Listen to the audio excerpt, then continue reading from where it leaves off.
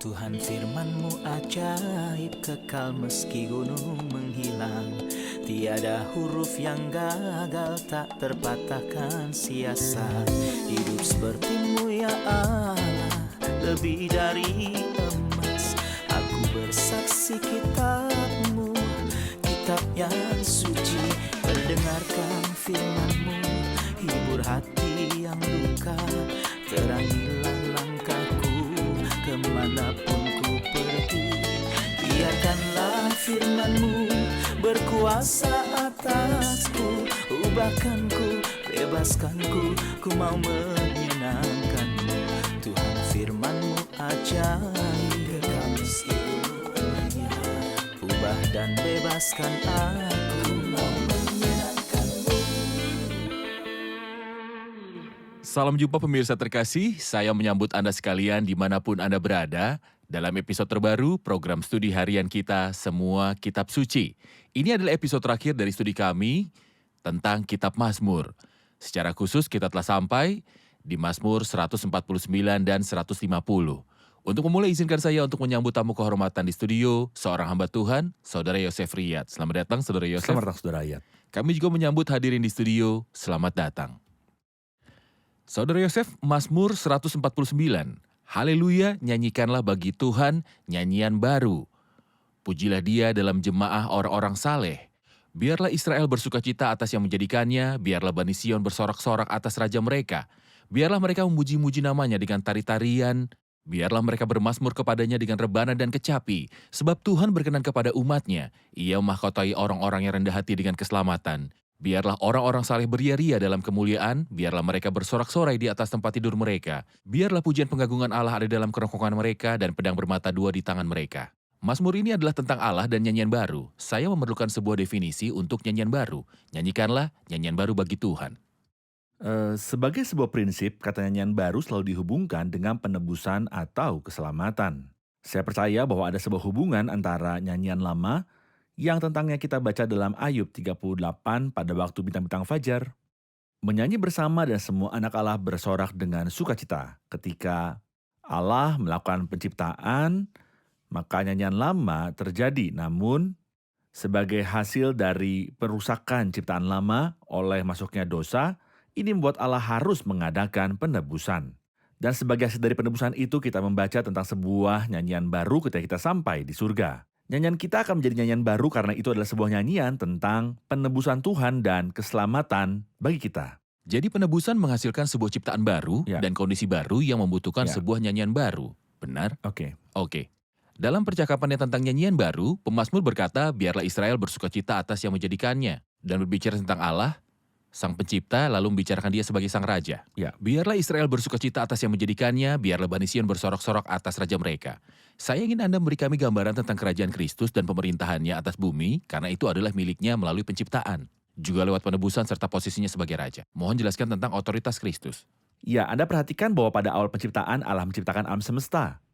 Kemudian menciptakan Adam menjadikannya raja atas apa yang telah diciptakannya. Kita tahu ini dari Kejadian pasal 1. Dan dalam Kejadian 2 Allah memberi Adam kekuasaan. Dalam Kejadian 3 Adam menyia-nyiakan segalanya. Lalu Allah mengujinya dengan manusia. Ia mengujinya dengan Nuh untuk membuat awal yang baru. Tapi itu tidak berhasil, tidak juga dengan Israel. Tidak juga dengan Daud ataupun dengan Nebukadnezar. Sampai manusia pembawa nasihat Allah datang. Kristus, inilah Raja. Yang tentangnya Israel berkata, inilah Rajaku. Biarlah Israel bersukacita atas yang menjadikannya, dan Allah berkata, akulah yang telah melantik Rajaku di Sion. Jadi Allah berkenan atau menemukan kepuasannya di dalam Kristus. Dan manusia menemukan kepuasan di dalam Kristus. Jadi seperti ia berkata di sini, biarlah Israel bersukacita atas yang menjadikannya. Biarlah Bani Sion bersorak-sorak atas Raja mereka. Jadi dialah satu-satunya sosok yang oleh Dia dan bagi Dia. Segalanya diciptakan dan Ia adalah Sang Raja. Segala sesuatu diciptakan oleh Dia dan bagi Dia. Maka inilah bukti lain untuk keilahian Kristus. Benar. Bukti lain atas keilahiannya. Benar. Karena Ia sosok Sang Pencipta dan Sang Raja. Benar. Ketika Ia berkata tentang orang saleh, Ia memahkotai orang-orang yang rendah hati dengan keselamatan. Biarlah orang-orang saleh beria-ria dalam kemuliaan, biarlah mereka bersorak-sorai atas tempat tidur mereka. Biarlah pujian pengagungan Allah ada dalam kerongkongan mereka dan pedang bermata dua di tangan mereka. Berikan gambaran tentang orang saleh dan jelaskan arti dari biarlah pujian pengagungan Allah ada dalam kerongkongan mereka. Ya, itu adalah sebuah ayat yang menakjubkan. Ayat 5, biarlah orang-orang saleh beria-ria dalam kemuliaan, dan ayat sebelumnya, ia mahkotai orang-orang yang rendah hati dengan keselamatan. Beberapa orang berpikir bahwa keselamatan bukanlah masuk ke neraka, dan hidup dalam ketidakmurnian dan dosa. Kalau begitu di mana mahkotanya? Di mana mahkotanya? Mahkota diberikan ketika kita menjalani kehidupan yang saleh dan baik. Supaya dengan demikian mereka dalam segala hal mengenakan mahkota ajaran Allah juru selamat kita. Terus 2 ayat 10, karena itu Allah mahkotai orang yang rendah hati dengan keselamatan. Dengan keselamatan dari dosa, dan engkau akan menamakan dia Yesus karena dialah yang akan menyelamatkan umatnya. Bukan dari neraka. Benar bahwa diselamatkan kita dari neraka, tapi sebelum diselamatkan kita dari neraka, diselamatkan kita dari dosa-dosa kita. Jadi ia memahkotai orang-orang yang rendah hati dengan keselamatan. Ketika manusia hidup benar, saleh, setia, dan baik, inilah mahkota yang sejati. Allah memahkotai orang yang rendah hati dengan keselamatan. Bukan hanya secara lahiriah, tetapi juga batiniah. Biarlah orang yang saleh beria-ria. Dalam kemuliaan, biarlah mereka bersorak-sorai di atas tempat tidur mereka. Lalu berkata, pujian pengagungan. Allah ada dalam kerongkongan mereka, yang artinya pujian yang lantang. Maksud saya ketika mereka menyanyi, mereka menyuarakan dengan lantang. Pujian pengagungan Allah, yang artinya nyanyian yang mereka naikkan dengan suara yang lantang dalam kerongkongan mereka. Dan pedang bermata dua di tangan mereka. Orang yang di bumi, ya, mereka dapat memegang pedang bermata dua secara harafiah, tetapi bagi kita, pedang kita adalah Pedang roh. Alkitab, pedang roh yang adalah firman Allah. Jadi kita memegang di tangan kita firman Allah saat kita berperang menggunakan firman Allah. Sementara orang-orang di bumi berperang secara dunia. Terima kasih, kita rehat sejenak dan akan segera kembali. Pemirsa terkasih, kami akan kembali setelah rehat. Puji Tuhan, karena Allah adalah tujuan dan masa depan penyembahan kita. Kitab Mazmur menunjukkan semua fokus kepada dua hal penting.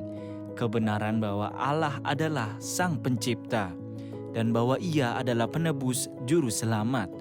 Allah telah menciptakan bumi di mana kita berdiam, jadi terbitnya matahari yang indah yang kita nikmati adalah pekerjaan tangannya.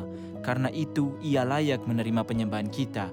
Dan Ia menebus kita bagi dirinya, karena itu layak menerima pujian, penyembahan, dan kekaguman kita. Berkuasa atasku, ubahkanku, bebaskanku, ku mau menyenangkanmu. Tuhan firman-Mu ajaib, kekal seluruhnya. Ubah dan bebaskan aku, mau menyenangkanmu. Kami telah kembali pemirsa terkasih untuk melanjutkan studi kita tentang Mazmur pasal 150. Saudara Yosef, apa yang Anda lihat dalam Mazmur 150?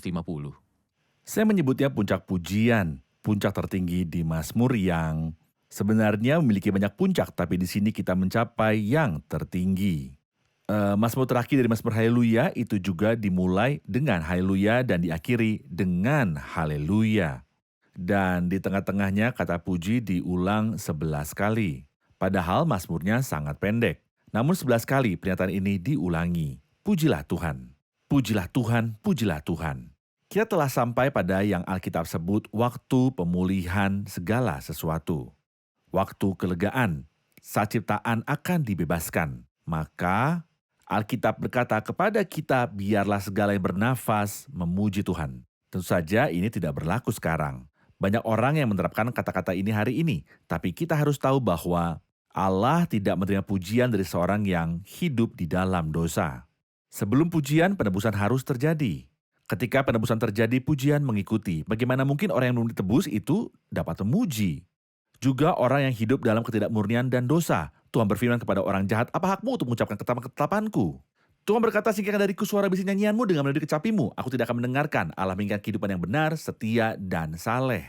Jadi Tuhan tidak minta orang untuk memuji sekarang. Sebaliknya, sekarang Allah memerintah semua orang di mana-mana Untuk bertobat. Ketika mereka bertobat dan Dia menyelamatkan mereka, maka mereka bisa memuji. Ini adalah urutan yang benar. Namun demikian hari ini orang menginginkan itu, segala sesuatu yang bernafas memuji Tuhan, ini tidak akan berlaku sekarang. Dan Allah tidak menginginkan ini. Allah yang segala yang bernafas untuk bertobat kepada Allah, bertobatlah. Kepada Allah agar Allah berbelas kasihan kepada mereka dan kemudian mereka memuji. Tetapi jika kita mendapatkan pujian sebelum pertobatan dan sebelum hidup dalam kekudusan dan kesalehan, Allah tidak akan menerima itu. Benar. Jika kita mengatakan bahwa Mazmur terakhir dalam Mazmur ini adalah tentang pujian atau penyembahan secara umum, saya memiliki beberapa pertanyaan terkait dengan penyembahan. Oke. sehingga kita bisa mendapatkan semua manfaat dari kitab Mazmur. Saya perlu tahu apa definisi penyembahan dan pujian. Saya perlu tahu siapa yang harus kita sembah, bagaimana, di mana, dan beberapa pertanyaan itu datang ke pikiran orang-orang percaya baru dan perlu belajar lebih banyak tentang penyembahan atau menjawab pertanyaan orang-orang salah yang menyembah Allah. Jadi kita perlu menjelaskan satu-satunya cara yang dikenan untuk menyembah Tuhan menurut Alkitab. Baiklah, penyembahan atau pelayanan kepada Tuhan terdiri dari pujian dan penyembahan. Tentu korban-korban yang kita persembahkan berbeda dari korban-korban dalam perjanjian lama. Itu semua bukan korban-korban persembahan yang berdarah atau hewan, karena korban yang Kristus persembahkan sudah cukup. Tapi kita mempersembahkan korban-korban rohani yang berkenan kepada Allah melalui Yesus Kristus. Jadi pujian adalah sebuah korban persembahan. Oleh Dia senantiasa mempersembahkan korban syukur kepada Allah.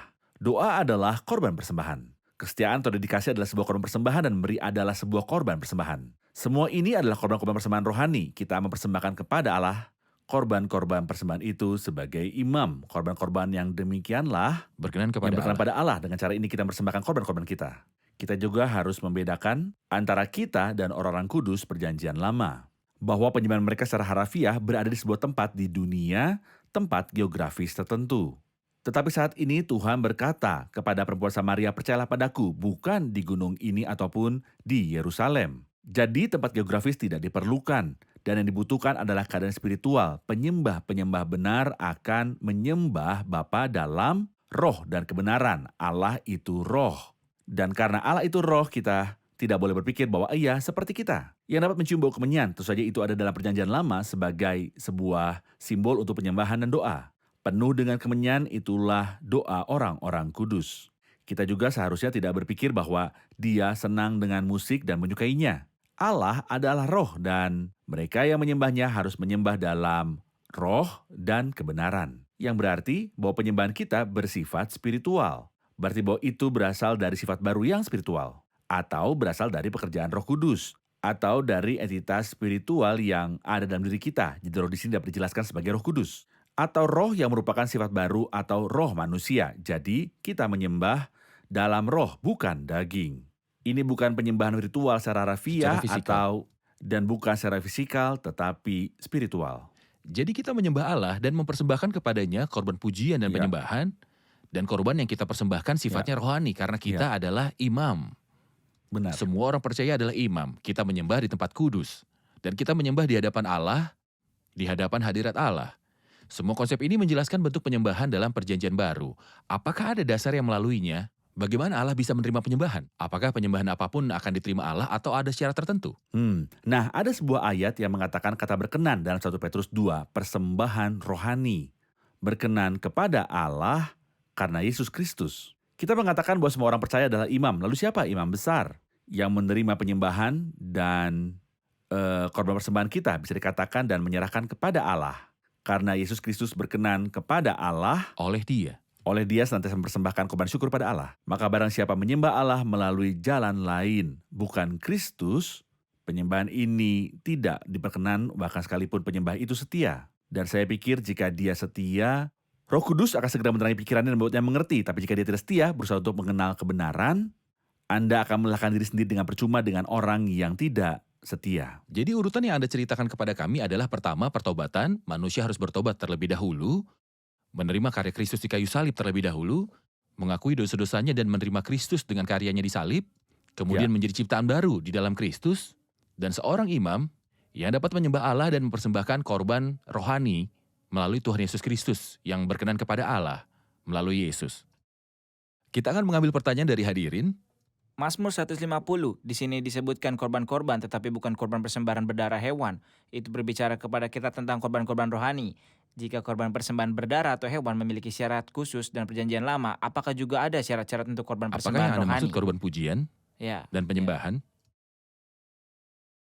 Apakah ada syarat-syarat khusus agar korban persembahan dapat diterima? Maksud saya dalam perjanjian lama ada syarat untuk hewan yang dipersembahkan agar dapat diterima. Ya. Apakah persembahan rohani memiliki syarat untuk diterima sebagai persembahan? Ini mengingatkan saya akan sebuah ayat dalam kitab Maleaki pasal 1.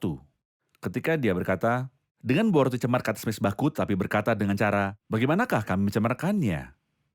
Lalu Allah berkata, apabila kamu membawa seekor binatang buta untuk dipersembahkan, tidakkah itu jahat? Apabila kamu membawa binatang yang timpang dan sakit, tidakkah itu jahat? Cobalah sampaikan pada pemerintahmu. Apakah ia berkenan kepadamu apalagi menyambut engkau dengan baik, firman Tuhan semesta alam? Jadi dilarang mempersembahkan korban yang lumpuh, atau buta, atau sakit dalam perjanjian lama. Tidak memiliki domba yang sakit yang hampir mati dan kemudian Anda berpikir untuk mempersembahkannya kepada Allah. Tidak, Allah tidak akan menerima ini. Apa artinya ini? Dalam terang perjanjian baru, kami berkata bahwa persembahan kita bersifat rohani. Ya, kita akan bernyanyi. Tetapi kita harus mempersembahkan korban yang tidak buta. Maksud saya Anda perlu memahami apa yang Anda nyanyikan. Dan dengan tulus memaksudkan apa yang Anda nyanyikan. Anda berkata, ya Tuhan terimalah hidupku. Dan Anda tidak berniat untuk menyerahkan apapun kepada Allah. Ini semacam korban persembahan hewan yang buta. Atau Anda mempersembahkan korban yang lumpuh. Itu berarti Anda menjalani kehidupan yang fasik. Karena Anda merampas hak manusia dan membawa persepuluhannya bagi Allah. Allah akan berkata kepadamu, simpanlah. Aku tidak membutuhkan persepuluhanmu. Aku tidak menginginkan uangmu. Korban persembahan ini pincang. Korban persembahan yang sakit adalah ketika Anda berada di ibadah gereja dan merasa mengantuk dan menguap. Akankah Allah menerima korban persembahan seperti itu? Allah menolak hal seperti itu. Oleh karena itu secara spiritual saat kita mempersembahkan korban, dilarang mempersembahkan korban yang buta, lumpuh, sakit, atau hasil curian. Karena itu ketika kita mempersembahkan korban rohani, kita harus mempersembahkan yang terbaik kepada Tuhan. Maksud saya, mempersembahkan kepada Tuhan hati dan kasih saya. Dalam arti sepenuhnya dan dengan tulus. Karena Tuhan tidak menunggu saya untuk mempersembahkan beberapa kata yang tidak saya maksudkan. Tidak. Tuhan tidak menginginkan ini. Benar. Terima kasih Saudara Yosef, Tuhan memberkati. Kita rehat sejenak dan kembali untuk melanjutkan studi kita. Pemirsa terkasih, kami akan segera kembali setelah rehat. Bebaskanku, ku mau menyenangkanmu. Tuhan firman-Mu ajaib, kami seluruhnya. Ubah dan bebaskan aku, mau menyenangkanmu. Kami telah kembali pemirsa terkasih untuk melanjutkan studi kita dan sekarang kita akan mengulas kembali kitab Mazmur secara cepat. Saudara Yosef, kita telah menyelesaikan Mazmur 150, tetapi kita perlu selama menit-menit terakhir di episode ini untuk dengan cepat mengulas kembali ide-ide utamanya dan pembagian kitab Mazmur. Dan siapakah para penulis Mazmur? Mohon berikan kami gambaran umum tentang hal ini, Saudara Yosef. Hal pertama yang harus dikatakan adalah kitab itu adalah kitab terbesar dalam Alkitab dan kitab paling terkenal dalam Alkitab karena berisi 150 Mazmur. Itu dimulai dengan kata berbahagialah dan diakhiri dengan kata haleluya. Kata berbahagialah berbicara tentang berkat yang Allah tawarkan kepada orang-orang dan haleluya berbicara tentang pujian yang diberikan orang-orang kepada Allah. Adalah hal yang menakjubkan bahwa buku ini dimulai dengan berbahagialah orang dan diakhiri dengan haleluya.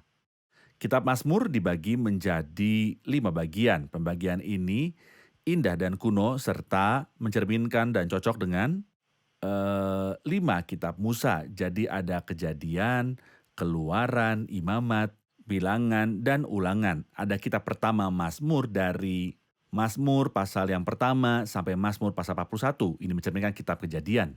Kemudian Mazmur 42 sampai 72 mencerminkan kitab Keluaran. Lalu Mazmur 73 sampai 89 mencerminkan kitab Imamat. Kemudian dari Mazmur 90 sampai 106 mencerminkan kitab Bilangan. Dan dari Mazmur 107 sampai 150 mencerminkan kitab Ulangan. Tentu saja tidak ada waktu untuk membahas rinciannya. Kami telah merujuk kepada semua itu. Kami telah merujuk. Pemirsa dapat mengunjungi situs kami di www.semuakitabsuci.com untuk kitab Mazmur. Di episode-episode awal mereka akan menemukan pembagian ini. Baik. Ya. Kelompok Mazmur yang paling terkenal, Mazmur Mesianik yang menceritakan tentang Mesias dalam penderitaan dan kemuliaannya. Karena para nabi menyebutkan 2 hal, penderitaan Kristus dan kemuliaan-kemuliaan yang mengikutinya. Mazmur penderitaan yang paling terkenal ada 4 yang berbicara tentang salib. Mazmur pasal 22, Mazmur 40, Mazmur 69, dan Mazmur 118. Semua itu memberitahu kita tentang Kristus waktu dia ada di atas kayu salib. Dan Mazmur kemuliaan yang paling terkenal adalah Mazmur pasal 2 dan Mazmur pasal 8 yang berbicara tentang Kristus sebagai Raja atas seluruh alam semesta. Dan kita percaya bahwa seperti Mazmur, penderitaan Kristus secara harafiah digenapi. Jadi Mazmur tentang kerajaan Kristus akan digenapi secara harafiah. Ada lagi sebuah kelompok Mazmur lainnya, kita menyebutnya Mazmur pertobatan atau penyesalan, terdiri dari 7 Mazmur terkenal. Kebanyakan ditulis oleh Daud, di dalamnya Daud berbicara tentang pertobatan dan penyesalan ketika dia melakukan dosa.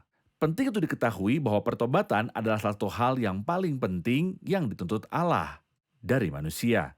Apakah dalam perjanjian lama? Baiklah orang fasik meninggalkan jalannya dan orang jahat meninggalkan rancangannya, baiklah ia kembali kepada Tuhan. Atau dalam perjanjian baru, maka sekarang Allah memberitakan kepada manusia bahwa di mana-mana semua mereka Harus harus bertobat. bertobat. Pertobatan dan iman adalah dua sisi mata uang. Pertobatan adalah mengosongkan cawan dari isi yang lama dan iman mengisinya dengan isi yang baru. Jadi saya datang kepada Tuhan mencurahkan diri saya dalam pertobatan. Kemudian dengan iman saya percaya pada kebaikan, karya, dan kecukupannya. Dan datang padanya dengan mengandalkan sifat-sifat ini. Ketujuh Mazmur ini adalah Mazmur pasal 6, Mazmur pasal 32, 38, lalu 51, 102, 130, 143, jadi ada satu kelompok lain. Ada beberapa Mazmur yang dimulainya dengan kata berbahagialah dan jumlahnya ada 5 Mazmur. Itu semua indah karena urutannya luar biasa. Mazmur pertama adalah Mazmur pasal 1. Berbahagialah orang yang tidak berjalan menurut nasihat orang fasik, yang tidak berdiri di jalan orang berdosa, dan yang tidak duduk dalam kumpulan pencemooh. Mazmur ini dan berkat ini hanya tentang satu orang, yaitu Kristus yang tidak berjalan, tidak berdiri, dan tidak duduk. Tetapi Mazmur setelah itu, kita bisa memiliki sebuah bagian dalam berkatnya. Berbahagialah orang yang diampuni pelanggarannya, Yang dosanya yang ditutupi. dosanya ditutupi. Berbahagialah manusia yang kesalahannya tidak diperhitungkan Tuhan, yang tidak berjiwa penipu. Bagus. Lalu bagaimana saya memperoleh berkat ini? Mazmur pasal 41, berbahagialah orang yang memperhatikan Orang lemah. orang lemah. Tuhan akan meluputkan dia pada waktu celaka. Mazmur 1, berbahagialah orang Kristus. Mazmur 32, berbahagialah orang yang diampuni pelanggarannya yang dosanya ditutupi. Mazmur pasal 41, bagaimana cara kita memperoleh berkat ini? Lalu Mazmur 119 muncul, berbahagialah orang-orang yang hidupnya tidak bercela, yang hidup menurut Taurat Tuhan. Ya, dia diselamatkan oleh kasih karunia. Sekarang Firman. apa itu dari saya? Untuk mempelajari Alkitab, mentaatinya dan berjalan sesuai dengan Alkitab. Lalu muncul Mazmur terakhir, Mazmur 128, berbahagialah setiap orang yang takut akan Tuhan. Yang hidup menurut jalan ditunjukkannya, berbahagialah engkau dan baiklah keadaanmu. Kemudian berkat-berkat keluarga datang ke atas, istri dan anak-anak Anda. Dan Anda akan melihat kesejahteraan seluruh kota. Jadi ini adalah koleksi lain, kelompok Mazmur lainnya. Dan saya ingin menambahkan bahwa meskipun Mazmur disebut Mazmur Daud, namun bukan hanya Daud yang menulis semuanya. Benar. Ada orang-orang lain yang menulis Mazmur seperti Salomo, Benar. seperti Musa, dan Ya. seterusnya. Tetapi bukan hanya Daud yang menulis kitab Mazmur. Benar. Tuhan memberkati Anda, Saudara Yosef. Semoga Tuhan Saya memberkati sangat Anda. menikmati belajar bersama Anda dalam kitab Mazmur, kitab nyanyian pujian. Tuhan memberkati Anda, kita akan menuju ke hadirin untuk mendengarkan komentar mereka tentang episode ini. Di akhir episode ini, kita ingin tahu apa manfaat yang Anda dapatkan dari Mazmur 149, 150, atau kitab Mazmur secara keseluruhan. Sangat menyenangkan bahwa itu dimulai dengan Allah memberkati manusia dan manusia menjawab di akhir kitab dengan memberkati Tuhan dan juga memuji Dia. Dan segera ayat yang terakhir dari kitab itu akan digenapi. Biarlah segala yang bernafas memuji Tuhan. Amin. Mazmur 149 berkata, ia memahkotai orang-orang yang rendah hati dengan keselamatan. Memang benar bahwa Tuhan menyelamatkan kita sehingga kita bisa bersukacita dan senang. Tetapi penting bahwa sukacita ini harus disertai dengan kehidupan yang saleh dan juga kehidupan yang baik. Saya suka bahwa korban persembahan harus berkenan di hadapan Allah dan harus hidup dan tidak bercela. Berarti bahwa saya harus menjalani apa yang saya katakan, dan saya teramat sangat sedih ketika saya melihat kebutuhan rohani pada beberapa orang. Saya mendengar baru-baru ini ada hak seseorang janda yang dirampas yang seharusnya diwarisi bersamanya. Pria ini tidak sedang membutuhkan uang, tetapi perempuan itu butuh. Dan pada akhirnya dia berkata, saya tidak akan mengembalikan uangnya, saya akan memberikannya sebagai sumbangan untuk gereja. Ia tidak ingin memberi kepada janda itu dengan membayangkan bahwa akan melakukan itu, ia menaati Allah dan menawarkan sesuatu kepadanya. Tapi ini sebuah korban yang sama sekali tidak bisa diterima. Bisa diterima di hadapan Tuhan sangat baik bahwa setelah perjalanan kita melalui kitab Mazmur akhirnya tutup dengan pujian. Mazmur 150 mengatakan puji Tuhan diulangi berkali-kali. Meskipun itu bisa merupakan suatu saat penderitaan yang kita lalui di padang gurun, perjalanan akan berakhir dengan pujian dan kita akan tetap berada dalam kekekalan memuji-muji. Karya Kristus di kayu salib menaruh sebuah nyanyian baru dalam mulut kita. Nyanyian keselamatan dan penebusan seperti yang dapat kita katakan yang mengasihi kita dan telah membebaskan kita dari dosa-dosa oleh darahnya. Amin. Terima kasih. Tuhan berkati. Terima kasih Saudara Yosef. Kita akan bertemu kembali di pembelajaran kitab yang baru.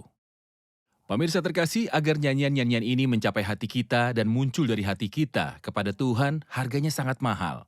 Ketika anak Allah mati di kayu salib, Kristus mati, dan ia berseru, Allahku, Allahku, mengapa engkau meninggalkan aku?"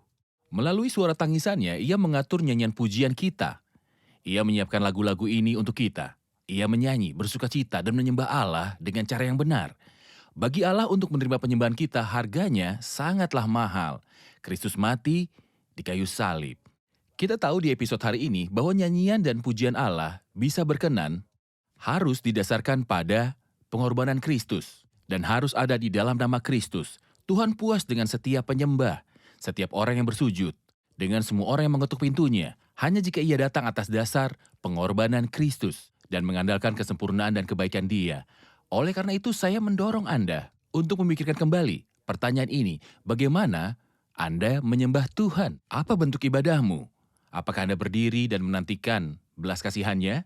Jika Anda melakukannya atas dasar lain selain salib Kristus, Anda dalam bahaya. Jika Anda ingin menyembah Allah dan menghormatinya atas dasar yang lain selain salib Kristus, Anda berada dalam bahaya.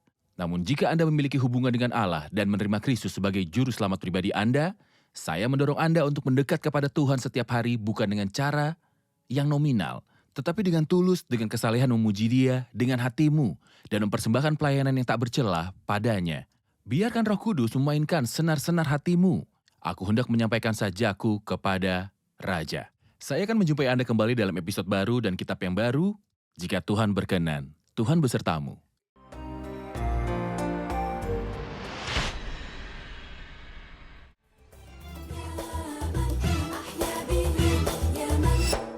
يا من أحيا به أوجد من أجلي ولقصدي أتاني سلمت دفاتي فقد سفينتي أثق بك إيماني يا من أحيا به أوجد من أجلي ولقصدي أتاني سلمت دفتي فقد سفينتي أثق بك إيماني أسبحك بقلب اشتهى دوما حضورك وأعبدك ربي للمنتهى طلباتي مجدك أسبحك بقلب اشتهى دوما حضورك وأعبدك ربي للمنتهى طلباتي مجدك.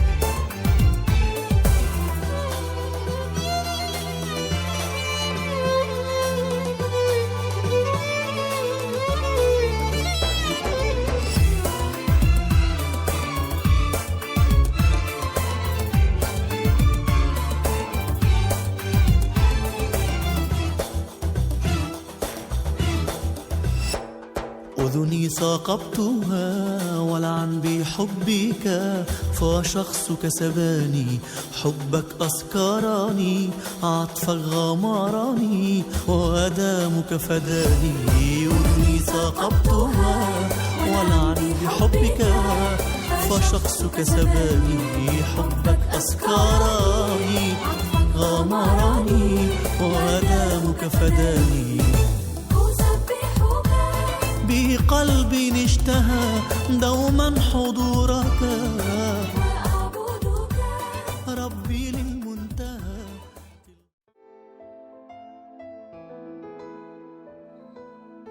Tuhan firman-Mu ajaib, kekal meski gunung menghilang. Tiada huruf yang gagal, tak terpatahkan siasat.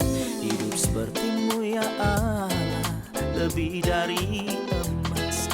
Aku bersaksi kitab-Mu, kitab yang suci. Mendengarkan firman-Mu, hibur hati yang luka. Terangilah langkahku kemanapun ku pergi. Biarkanlah firman-Mu berkuasa atasku. Ubahkanku, bebaskanku, ku mau menyenangkan-Mu. Tuhan firman-Mu ajaib, ubah dan bebaskan aku.